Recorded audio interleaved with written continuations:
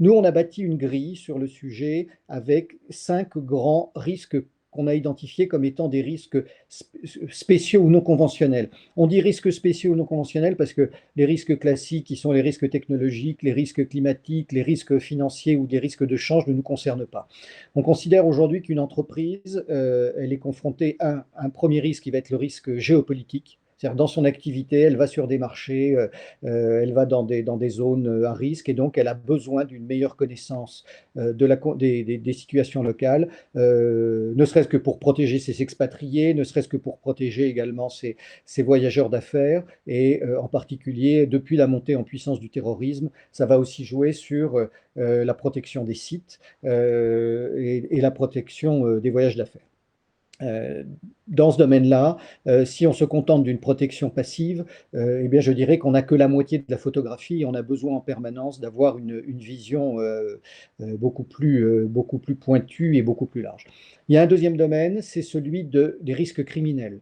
On observe depuis une vingtaine d'années, depuis la fin de la guerre froide, qu'il y a une véritable irruption de l'argent sale dans l'activité économique classique.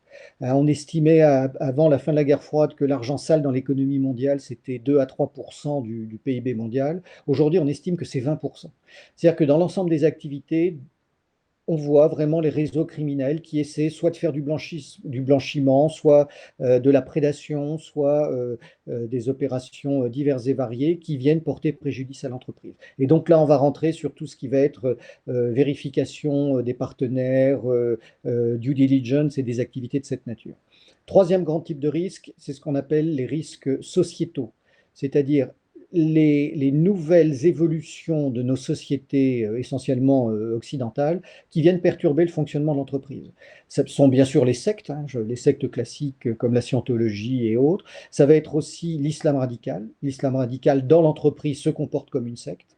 Il y a un risque d'islam terroriste, mais ce risque-là est différent, même si les deux sont liés. Et puis, il y a le risque de type animaliste, écologiste, fémène. Encore une fois, on ne porte pas de jugement sur l'idéologie tant qu'elle respecte les lois du pays dans lequel elle s'exerce, mais ça devient de plus en plus quelque chose qui perturbe l'environnement de l'entreprise.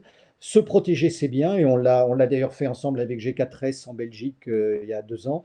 Comment protéger une centrale nucléaire?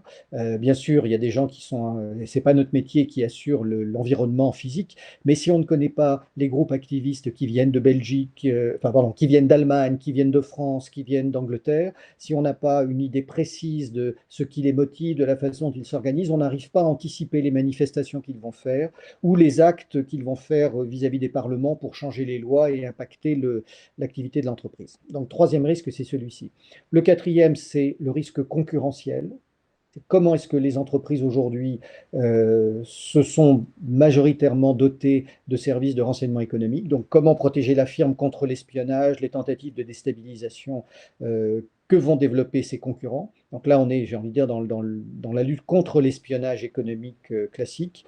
Et puis, un cinquième risque que je mets en pointillé, mais qui est important, qui était non conventionnel au début et qui devient de plus en plus classique, ce sont les risques de non-conformité.